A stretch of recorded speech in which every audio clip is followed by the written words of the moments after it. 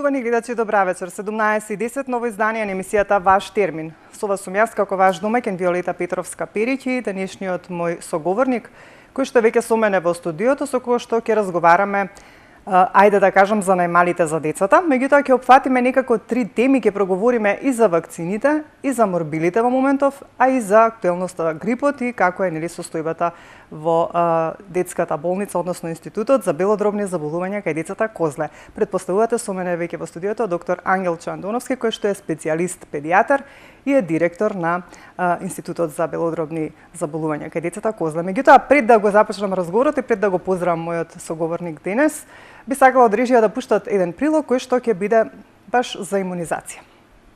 Имунизација или вакцинација е постапка со која се овозможува заштита од заразни болести. Имунизацијата е најдобар начин за заштита на децата од тешки болести кои можат да предизвикаат и смрт. Во Република Македонија децата бесплатно се вакцинираат против хепатитис Б, туберкулоза, детска парализа, дифтерија, голема кашлица, мали сипаници, црвенка или рубеола. Вакцините содржат ослабени или убиени причинители на болести. Приготвени како вакцина, тие не можат да предизвикаат болест кај детето. Со внесување на вакцината во организмот на детето се предизвикува природен начин на заштита со создавање на одбрамбени антитела и клетки. Ако во текот на животот детето се зарази со болеста за која е вакцинирано, стекнатата отпорност по вакцинацијата ќе го заштитува од тешка болест и компликации. За долготрајна и целосна заштита на детето потребно е да се дадат различен број на дози од вакцините во одредени временски растојанија и во различна возраст на детето. За таа цел постои календар за вакцинација. Како се применуваат вакцините? Зависно од видот, вакцината се дава со инекција во мускул подкожно или со лажиче да се испие. Кога може да се вакцинира, а кога треба да се одложи или воопшто да не се вакцинира едно дете? Пред секое вакцинирање, детето задолжително се прегледува. Вообичаена лесна инфекција на дишните патишта со умерено покачена температура не треба да биде причина за одлагање на редовниот термин за вакцинација. На вашиот педијатар секако треба да му кажете ако детето имало тешка реакција по претходна доза на вакцина, тешка форма на алергија, ослабен имунолошки систем заради болест или примање на лекови, примање на крв или друг вид на крвни продукти, тешкотии во невролошкиот развој. Врз основа на податоците од разговорот со родителите и прегледот на детето, лекарот ќе одлучи дали детето ќе се вакцинира.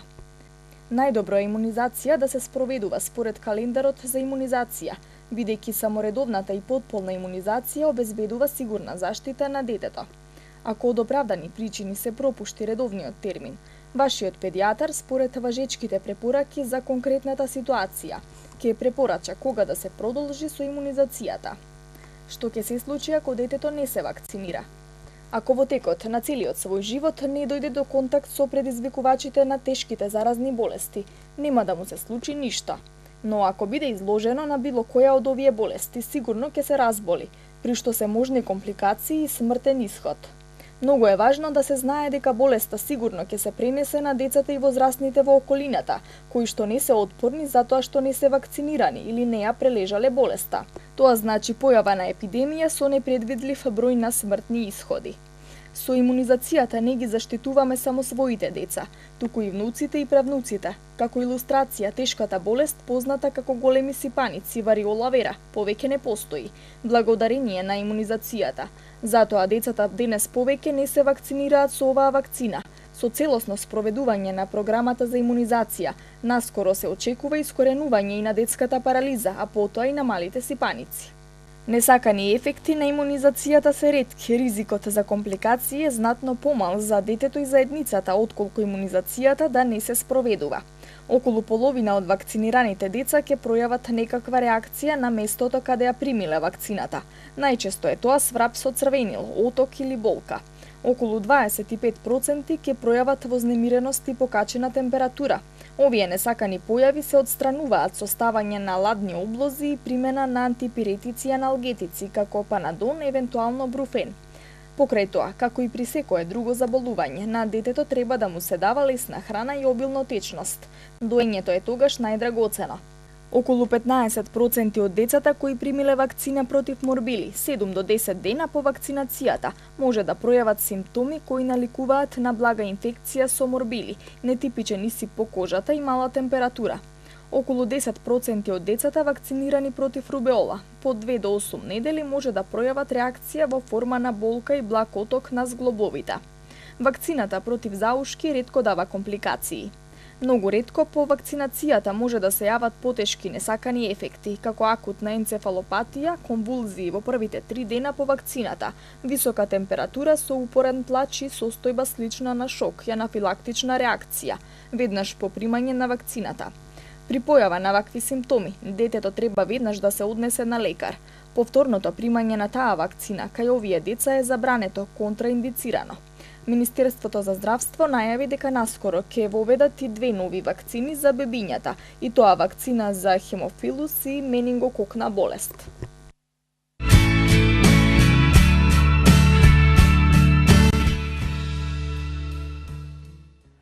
Еве сме повторно назад во студиото, малку подолг прилог за имунизација, меѓутоа ете се со цел да добиете повеќе информации околу она што ќе го говориме.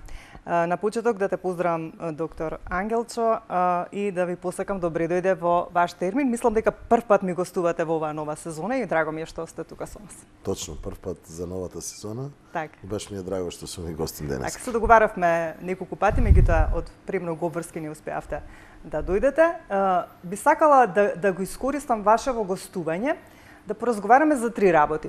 Значи, периодот наназад беше многу актуелен за вакцинирањето, и тоа дали треба или не треба да се вакцинира, морбилите уште се актуелни и нормално пикот на грипот. Билите вие пред малку кога одеше прилогот дека то прва треба да дојде, нели, грипот. Ајде вака некако да започнеме. Значи, ќе говориме за најмалите децата, ќе започнеме со имунизацијата. Значи, може телефоните да ги испишат од режија на екранот, сите оние кои што ги интересира нешто во однос на ова за што ќе говориме, може да се јават и да не се приклучат во разговорот. За имунизацијата. Значи, имаше многу дилеми. Значи, не сакаа родителите да ги вакцинираат токму за вакцината за морбили, дека предизвикува аутизам и ред други нарушувања. Што е вистината? Па потоа ќе ни кажете каква е состојбата во моментов. За жал. Така. Епидемија на морбили постоеше во Македонија, се уште постои. Така. Официјално никако не можеме да кажеме дека е завршена. Тоа нормално дека и самиот министер ќе излезе, нели, со сите релевантни информации, податоци кои што ќе ги добие од сите оние институции кои што на некој начин третираат, нели, морбилни информирани деца, кои што се, нели, во самиот момент на случување, самиот пик на дешавање на ова епидемија што се случува кај нас. А на темата фрлена последниве 10 години не беше лесно да може да се на некој начин исправи без превземање на соодветни мерки, дури на некој начин можам и да се изразам на мерки кои што ќе го заинтригираат и самиот граѓанин и родителите поготово да се приклучат кон целата ова состојба во која што е настаната, а единствен бедем за да се преброди оваа состојба се лекарите. Ние никако не сакаме да тоа се случи како еден гнев врз нас лекарите, туку напротив, Министерството за здравство и министерот и целиот комитет кој што сме за имунизација донесува одредби, така, јас сум дел на комитетот за имунизација на Република Македонија, како еминентни стручњаци во својата област, и делот во кој што е многу битен, а тоа е поготово сакањето на општеството наше, тоест на дечињата како наша иднина, да се превземат соодветни мерки кои што можеби се и нагли и брутални, но на некој начин, да се изразам правилно, е потреба која што е неминовна и во другите западни, тоест европски држави и светски држави, бидат превземени многу одавна за да не им се случи ова што на нас не се случи. Мерките беа дури и вакцинирање во училиштата, кога се соочивме со бројката која видовме на невакцинирани деца, нормално беше и да очекуваме епидемија. Да, тоа е резултат на еден децениски период кој што беше зад нас и нека остане зад нас, да родителите изгубат доверба во самата вакцинација и во вакцините кои што се носеа тој период во нашата држава. Секако не можам да го занемарам тој факт и морам да го кажам пред јавноста, иако сум го кажал доста пати, вие сте сведоци како медиуми на сето тоа, дека навистина паралелниот увоз се дозволи да се донесат било што и да нашите деца бидат вакцинирани со било што. Сега тоа веќе е минато, набавени се модерните, тоест најдобрите вакцини, малку дискрепанца да им кажам на луѓето да немаат дали сте прочистени, не постои прочистена, непрочистена вакцина. Така. Вакцината се знае, поготово кога станува збор за морбилите, дури и Светската здравствена организација ни помогна на нас како поднебје, нели како цел регион, бидејќи целиот Балкан беше зафатен со ова невакцинална или антивакцинална кампања. Да, посебно во Србија има доста, точно, кое што и самите луѓе дозволија и самите власти дозволија да се случи таа анатема врз имунизацијскиот период, ни помогна и објавија сега нешто најново, тоа беше последната студија од 4 март 2019 година, каде е направена тотална анализа и следење на 654.000, околу 654.000 дечиња кои што се вакцинирани токму со оваа вакцина, да се покаже дека воопшто и да се уништи на тема дека предизвикувала аутизам, дека предизвикувало појава на одредени заболувања, дека било тригер фактор за невролошки заболувања и така натаму. Светската здравствена организација го објави сето тоа, ние го користиме, нели постојано сме во жижата на случувањата и следењето на модерните трендови кога станува збор во врска со вакцинирањето, само со задача да на родителите им помогнеме да сватат дека не е само морален чин кој што ќе се изврши, туку еден чин за заштита на своето дете од понатамошни несакани манифестации или заболувања кои што би се предизвикале како последица на невакцинирање. Она што треба сите да го знаеме е дека се направи протокол од страна на Комитетот за имунизација, министерот ги објави, Министерството за здравство баш буквално ги кажа и се обзнани до сите медиуми, бевме во постојан контакт, знаете што се случуваше, да се стигне веќе до бројка 11.000 вакцинирани така, тоа се последните податоци. Проблемот каде може се уште да стои е оние кои што треба навистина да сватат дека вакциналниот момент е многу битен и нужен за понатамошниот развој на еден организам. Доколку дојде во контакт таков имунизиран, тоест вакциниран организам, еве конкретно ќе кажеме со морбилите, морбилите се најконтагиозно заболување инфективно кој што може да биде.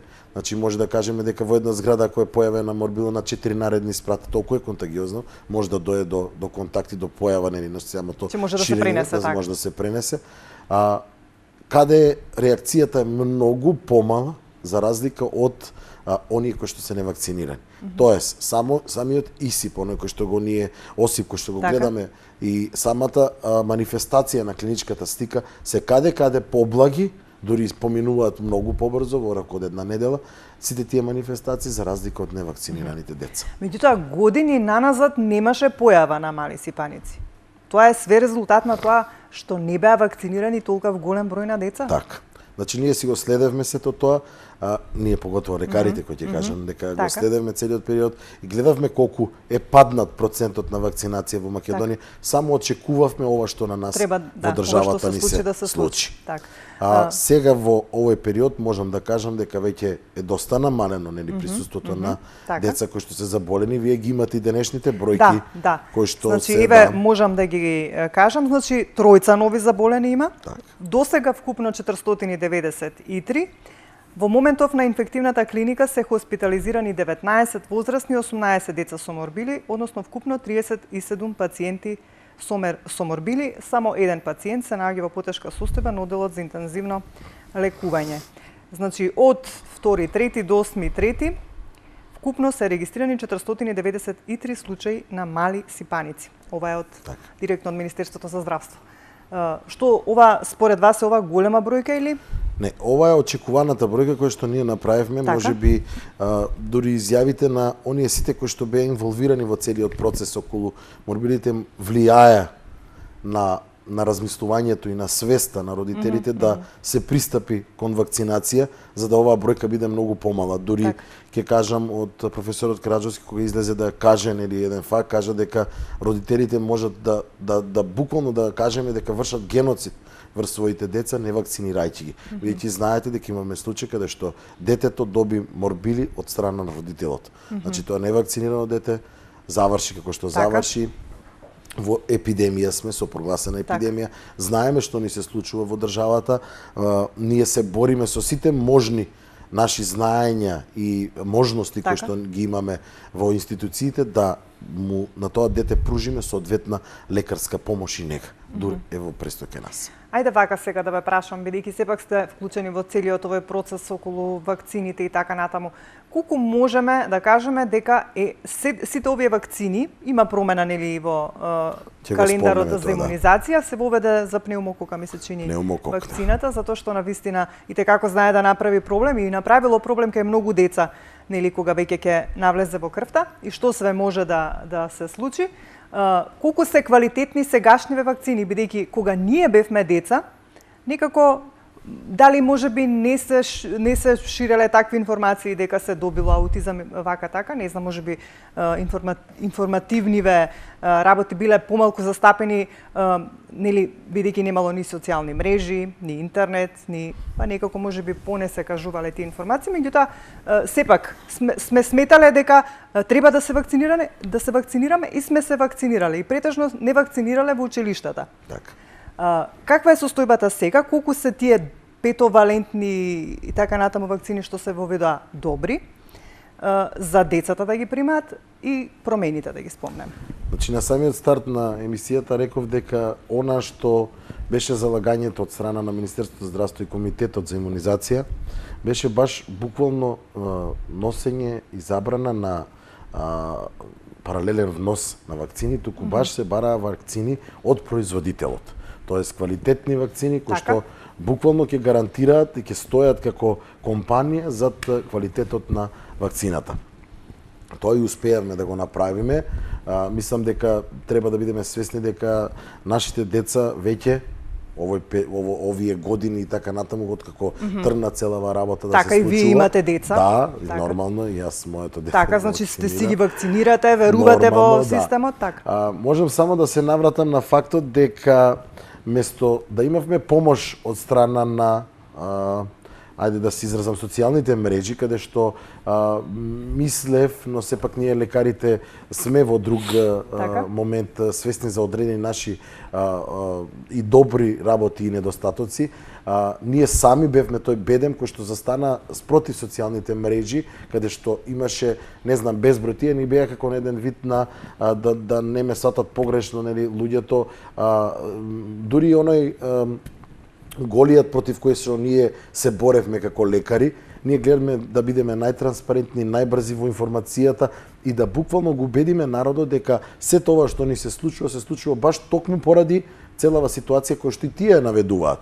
Ја не знам каде се наоѓа информации, па не знам италијанска влада забранила. Значи имаше доста, ќе кажам, декубитуси во нивното работење на социјални мрежи. Тие ни беа опонент во целата ситуација, мешто тие да беа конструктивни и да ни помогнеа на нас како социјална мрежа која што делува на размислувањето на народот. Сепак сите сме свесни дека се по телефони и луѓево и така натаму и ги гледаат сите тие работи. Баш ни се случуваше контра на сето тоа. Можам да кажам дека и покрај сето тоа ние успеавме да докажеме дека постојат толку многу да кажеме луѓе кои што се противници на целава работа, што тие се веќе изолираа во еден балон кој што си живеат во свој сам сопствен свет. 11 луѓе се подвргнаа или 11.000 дечиња се подвргнаа на вакцинација и така натаму, свесно размислувајќи каде настана вакуум периодот и зошто ова ни се случи на нас како Македонија во 21. век, во едно модерно време, да ни се случува една епидемија од ваков вид. Можам да кажам дека Светската здравствена организација, сите оние кои што претходно и модерните држави го сватиле целиот момент околу процесот на вакцинација, ќе спомнеме само и за родителите што значи да едно дете биде вакцинирано и кон што може да очекува целата таа вакцинација. Веќе ја завршиле својата работа и веќе тие, дури некои вакцини се исклучени од нивниот вакцинален календар, веќе тие немаат потреба да бидат вакцинирани со тоа. Тука дојде и моментот за воведување на новите вакцини од страна на Министерството за здравство и Комитетот за имунизација, да Македонија го следи трендот на европските држави, каде што се воведуваат и нови вакцини во Македонија. Благодарни сме за тоа зашто се направија големи напори и мораме свесно да пристапиме кон тоа. Пневмококната вакцина би требало да се уведе наскоро и стрептококна вакцина, да имаме и менингококна вакцина и така натаму и така натаму. Сето со тоа би го следеле трендот на вакциналниот календар кој што ќе го изедначиме со европскиот календар. Секако дека тоа ви е целта. Целта ни е тоа, секако дека морам тоа и да го кажам. Вакцинацијата, задолжителната вакцинација за туберкулоза е задолжителна, се уште бидејќи сме на некој начин Балкан. Другите држави дури ни бараат дека сме вакцинирани. Дали вакцинирани. е исклучија онаа вакцина која што се прима како последна во 4-та година или уште да се збореше дека ќе се укине, ама уште стои? Значи ние се уште сме поднебје кое што туберкулозата вакво и можам да кажам дека и нашиот институт за белодробни заболувања Козле се уште третираме дечиња, имаме дечиња кои се со туберкулоза. Да, исто така и институтот за туберкулоза во склоп на клиничкиот центар се справува, нели, значи, соодветно. Се уште на нашето тло, на нашето поднебје постои туберкулозната микобактериум туберкулозис, кој што на некој начин се уште не можеме да го прекинеме тоа. Но со воведувањето на новите вакцини ние веќе сме приближени чекор поблиску до европските стандарди и самата нивен вакцинацијски календар.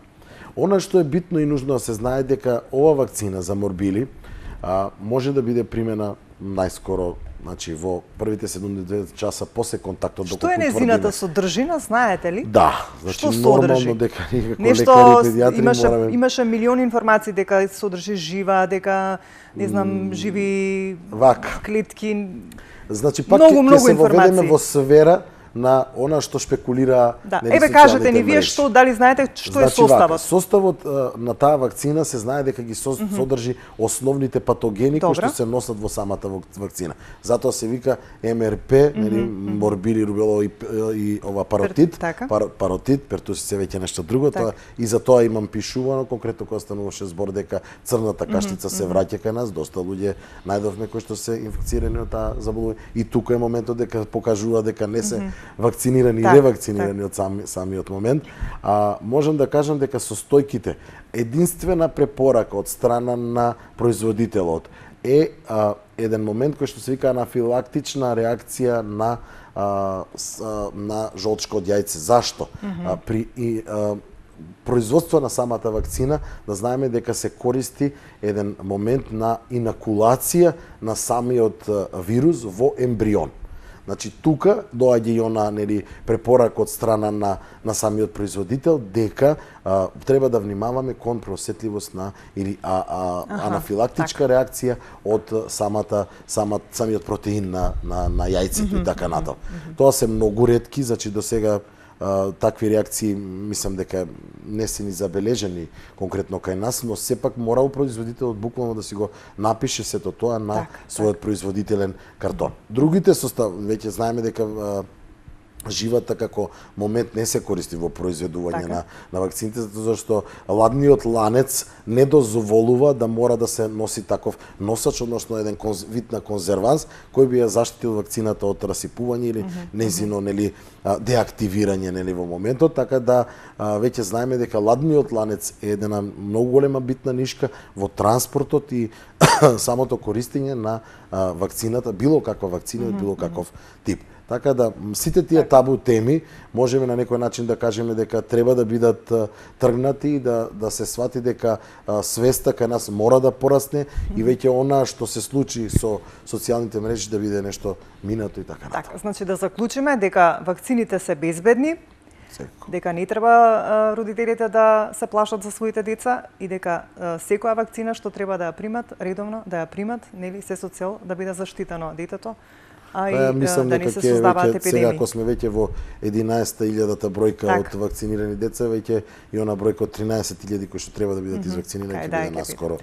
Ајде уште еднаш тука да се обратам до нашите гледачи. Значи, мој денешен соговорник е доктор Ангел Чандоновски, кој што е специјалист педијатар и е директор на Институтот за белодробни заболувања кај децата Козле.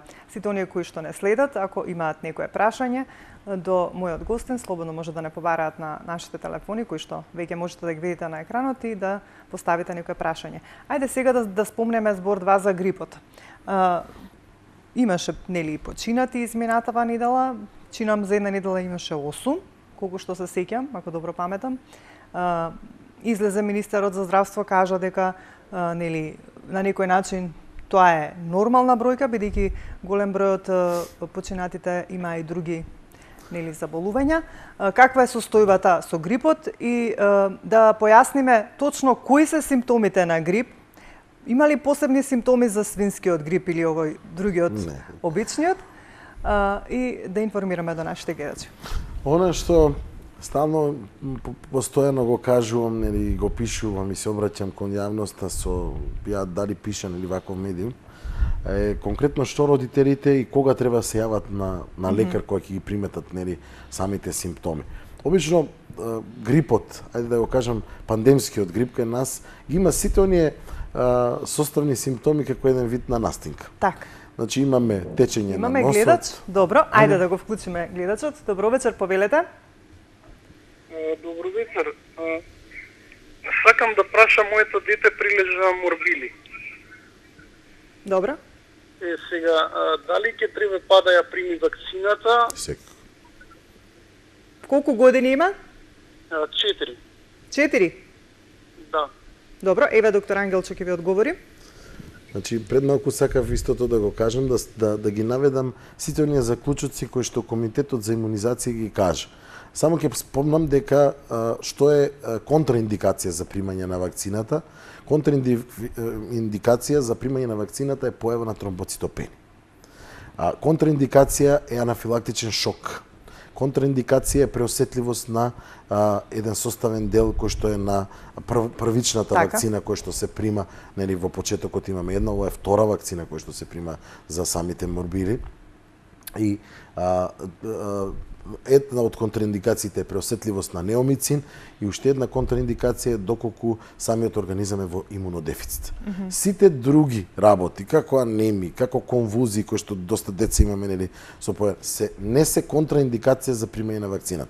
Дури и децата кои што веќе имаат прележано, да кажеме, тие се имунизирани, но доколку ги немаат во својот вакцинален календар впишано, да кажеме, примените вакцини, мора да се пристапи кон вакцинација без никаков проблем, со никаква потешкоти. Значи, без разлика дали има прележано морбили, значи, сепак треба да се вакцинира. И дури прележена рубеола не е контраиндикација за примање на сето ова, на самата вакцина. Можам да кажам и да навратам да родителите на вистина ги има сите тие, да кажеме, нели, заклучоци кои што сме ги дали и сме ги објавиле, да се придржуваат кон тоа. Нормално дека и родителот кој ќе отиде за вакцинација, да пристапи кон вакцинација, секако дека ќе разговара со докторот и лекарот ќе го прегледа тоа детенце кое што ќе треба да биде вакцинирано. Не се некој пат потребни дури ни првичните инвестигации, затоа што сите ние сакаме и потенцираме, бидејќи ние сме родители, да кажеме ајде направете една крвна слика, направете едно ЦРП, па да бидеме сигурни, па да бидеме сигурни дека детето не е во моментот инфектирано и ќе помине вакцинацијата во ред. 15 до 30 минути после тоа мора да имат престој после вакцинација. Треба да се следат симптомите веднаш по самото вакцинирање. Единствено можам да кажам дека треба да се приложи на вакциналното место, нели, доколку има некаква си реакција да се тогаш јават, нели, повторно, или да се држи ациди борици на самото место на апликација. Она што е за конкретно еве за сите оние мали дечиња, значи ние го симнавме вакцинацијскиот календар, значи поради епидемијата комотно можеме да вакцинираме и малецки дечиња кои што се од 6 до 8 месец, нели, во развојот. Инкубацијата е многу битна, родители треба да го знаат дека се случува од 7 до 14 дена, или јас би рекол од 6 до 19 дена, нели, каде што ние можеме да ги познаеме првичните симптоми на самата сипаница. Обично изфрлање околу вратот, ушињата и делот на горниот дел од тораксот, односно на градниот кош, каде веќе се гледа оној карактеристичен исип на сипаници. Да, фибрицирањето, температурата како еден претходник на целиот момент во врска со добивањето или со инкубацијата на самиот инфект во организмот, и тогаш веќе ги препознаваме, доколку детето фибрицирало подолг период, тогаш можеме да се обратиме на лекарот и да се јавиме. Да се навратиме за значи за само грипот, да му кажеме на гледачот дека без оглед што има прилежано вашето дете морбили, сепак ќе треба да го вакцинирате кога ќе дојде нели време или кога ќе дојде ред да прими таа вакцина, ќе мора да прими во секој случај, без разлика еве што кога сме кај грипот, кои се симптомите, значи кога симптомите треба се на една настинка, значи имаме течење на нос, имаме не почнува првенство температура? Не. Значи, сепак се работи за вирус. Доколку веќе тие катарални симптоми, ние ќе ги наречеме, прогредираат, понатаму тоа ќе дојде до појава на фебрис, односно на високи температури. Тука го веќе разликуваме грипот како грип од една бактериска инфекција која што ќе ја буквално отстраниме веднаш на некој начин со инвестигации кои што ќе ги направиме лабораториски и ќе видиме пораст на лимфоцитната линија. Нема да бидат неутрофилите тука засегнати или гранулоцитната линија, баш токму лимфоцитите ќе бидат во покачени. ЦРП-то сигурно дека ќе е ниско, бројот на леукоцитите ќе е низок, и ние како лекари, тоа го кажуваме и до граѓаните, веќе ќе знаете за што се работи. Ќе знаеме дека се дефинира. Доколку сакаме да утврдиме за кој вид и тип на инфлуенца или на грип се работи, се прават соодветни инвестигации, каде што се утврдува субтипизација, се прави на самиот вирус, тогаш знаеме дали е АХ1, тоест пандемскиот грип, дали е АХ3, свинскиот грип, како што го викаме, или е па некој си тип на инфлуенца А или Б. Моментално во Македонија, после долго време се враќа свинскиот. После последните извештаи на самата, да кажеме, епидемиолошки комитет, во Македонија се типизирани 42 инфектирани лица со АХ1 типот на, па тоа е баш оној класичен тип на вирус, кај пандемски грип, ние што го викаме, се 42 лица, 6-7 лица имаме кои што се со АХ3, нели тоа е оној свинскиот грип, што го кажеме, имаме 6 лица кои што не е типизиран самиот, нели, некој тип на инфлуенца А. Така.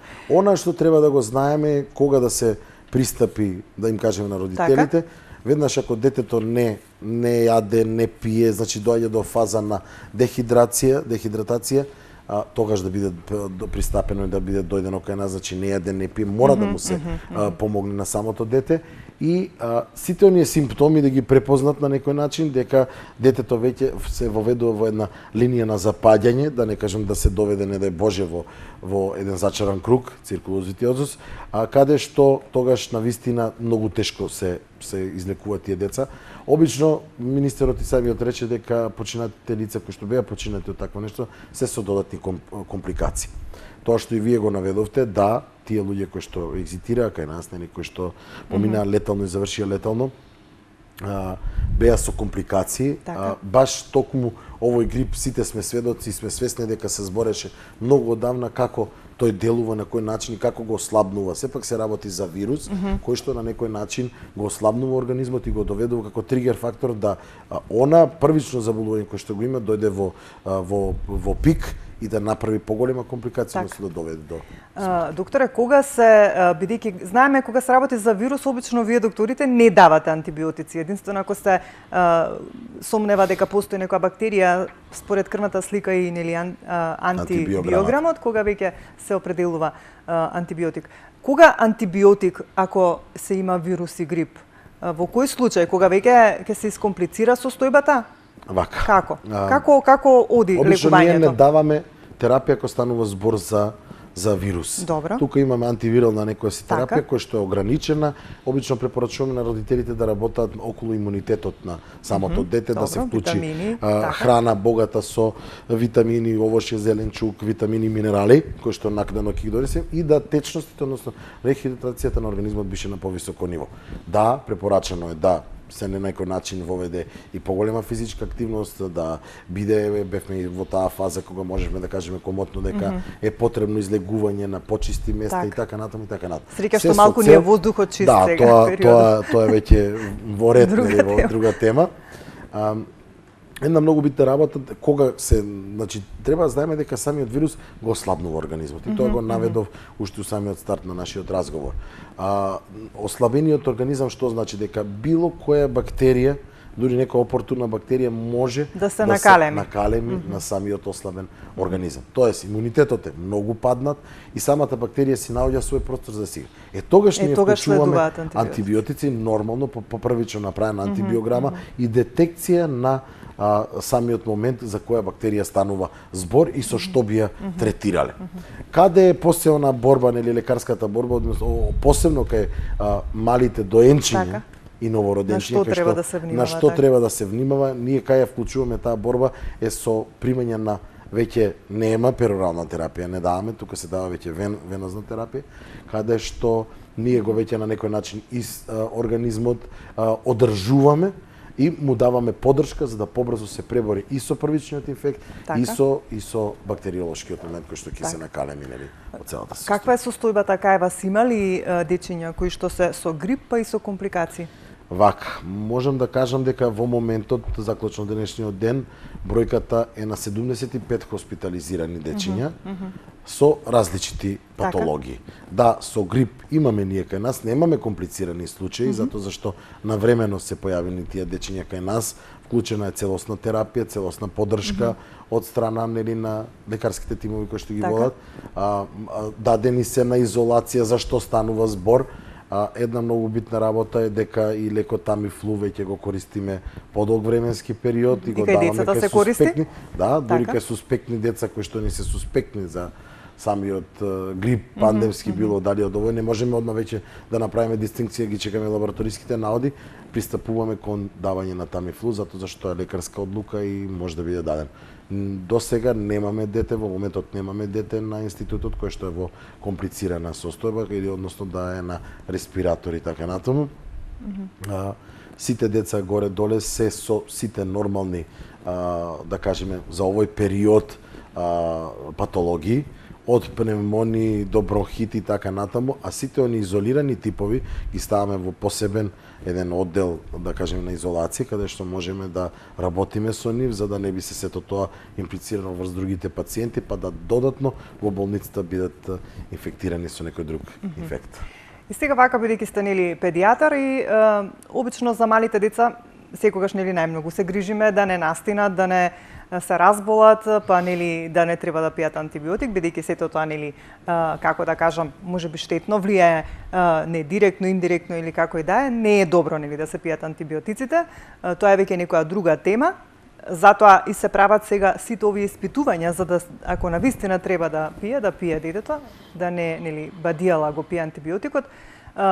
Обично сакаме да знаеме колку е нормално во годината едно дете да се разболе. И што би значило тоа ако честопати добива бронхитис, например, 3-4 пати во годината или пак еднаш-два пати добива пневмонија? Што значи тоа? Што е проблемот тука кај едно дете и како треба родителите да постапат во таков случај? Дали има проблем со имунитетот? Дали е нешто друго во прашање?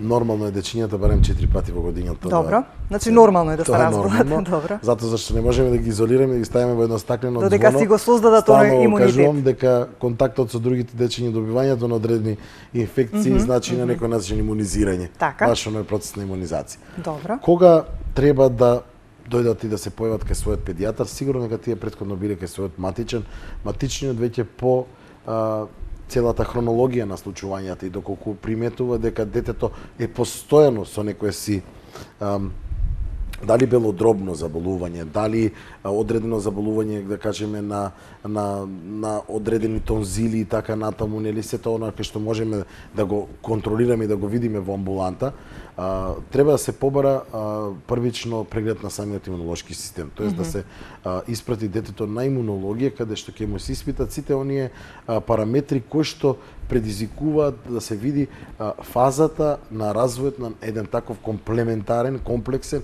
имун систем. Дали детето има пад во имунитетот, дали сето тоа се должи на самата, да кажеме, контагинација, кај што го добива сето тоа, од што е инфектирано, состојбата на IgM и IgG, нели, да се види во моментот, сето тоа се прави, се изработува. И нормално да се пристапи, нели, во институциите кои што се од терциерен тип, кај што може да се даде еден одреден заклучок за какво заболување станува, зашто тоа дете постојано. Имаме состојба, морам да кажам, бидејќи Институтот за белодробни заболувања Козле, исто така и Центар за цистична фиброза во Македонија и можеме да кажеме и на Балканот, затоа зашто првичниот не се наоѓа дури во Словенија Центар за цистична фиброза во Голник. Македонија многу работи на самиот момент на лекување на овие пациенти, нивна сапортива и поддржување. Гледаме на секој можен начин да им се помогне. Тие дечиња обично се тие кои што ги приметуваме уште од најмалата возраст дека почесто им се разболува респираторниот систем, почесто се настинати, почесто спуштат на плуќеве, како што да се изразам малку, да не користиме толку изрази медицински за да не сватат граѓаните. Тие дечиња треба да пристапат кај нас, да се направат потните тестови, кои што е потен тест, да се видат хлоридите во потта и според тоа да заклучиме или да направиме дистинкција дека тоа дете не е заболено со тоа. Тоа е многу, да кажеме, ретка болест и се уште се води во ретка болест кај нас, иако имаме многу заболени од тоа заболување токму во Македонија. Можам да кажам дека нивниот век и животен век е многу продолжен, баш благодарение на терапијата која што му се дава и брзото препознавање. Она што треба да го кажам за другите дечиња е дека може да се направи во денешно модерно време real-time PCR се вика метода, која што буквално ни детектира детето со што е во самиот момент во првите половина до 45 минути во престојот во самата болница или кој ќе се појави на преглед, точно ни прави дистинкција и ни дава одредена, како да кажеме, фиксација дали за тоа дете е заболено од респираторен, да кажеме, инфект од типот на вируси или е веќе бактериолошко. Што ни помага таа метода? Можам да кажам, таа метода ни помага да ги заштитиме децата од прекумерното давање на антибиотици. Ако утврдиме веќе, нели, за 45 минути имаш ти готова метода, знаеш дека тоа дете не е за антибиотики и така натаму, да понатаму го следиме, да кажеме да пред 5 дена ова дете дојде кај нас, имаше вирусот можеби да предизвика, па тогаш пак да направиме уште една инвестигација веќе да го инвестира.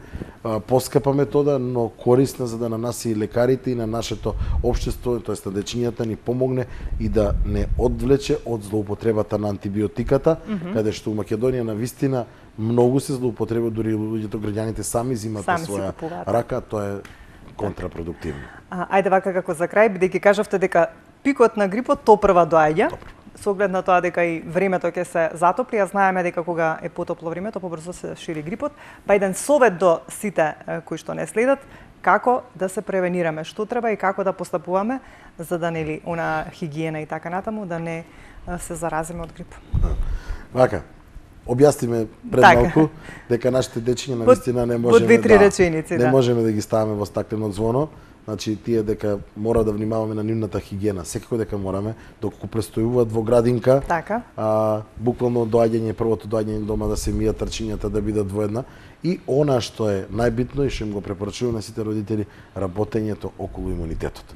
Значи, ние како родители треба да се потрудиме нашите деца да се хранат здраво, да ги примат сите потребни, неопходни, нутритивни моменти кои што му се потребни за поддршка и сапортива на еден организам, таков детски кревок, и да сето тоа можеме кроз игра да му го зголемиме физичкиот интензитет, да го развиваме самиот организам, да на некој начин ојачува сам и да може да ги преброди сите овие моменти кои што доаѓаат со одредени временски периоди во. И само како за крај, добро ли е кога се вакви некои периоди на настинки вирози и групови да се внесуваат и повеќе суплементи како на пример витамин С? Секако. Така? Значи затоа го кажав, самата исхрана Не само во форма на овошје, него говорам како додатоци. Која што ќе ја збогатиме преку овошјето и зеленчукот да биде нели нормално збогатена, а суплементите како витаминот С, како мултивитаминските додатоци, значи може да се консумираат. Да, дури имаме, можем да го спомнаме, веќе го искористам моментот во оваа емисија, имуностимулатори и имунодулатори кои што можат да бидат дадени. Тие едните го стимулираат директно, другите го менуваат имуниот одговор и двете групи се разликуваат, но се со една цел помагање и давање на поддршка на еден организам да го преброди тој период кога се баш овие инфекции, вируси и така натаму. Ви благодарам, ви искористив вака за повеќе теми наеднаш, бидејќи некако сите работи беа актуелни во изминатиот период, а и се уште, што одвоивте време, па се надевам во некое следно издание повторно ќе се договориме да проговориме можеби пак еве за други овие проблеми кај децата кои што се секојдневно. Благодарам и секогаш сум тука и спремен сум да помогнеме на граѓаните, односно помогнеме на родителите кога станува збор за здравјето на децата, односно на да кажеме максима се за децата. Така, ви посакувам успех во работата. Почитувани гледачи, тука ќе ве поздравам за денес. Се надевам дека и тебе бевме интересни, не следевте до крај, а секако ние се гледаме за 7 дена во исто време, а до тогаш грижете се за своето здравје, имајте добро здравје. Секако ќе се видиме во понеделник во 17:10.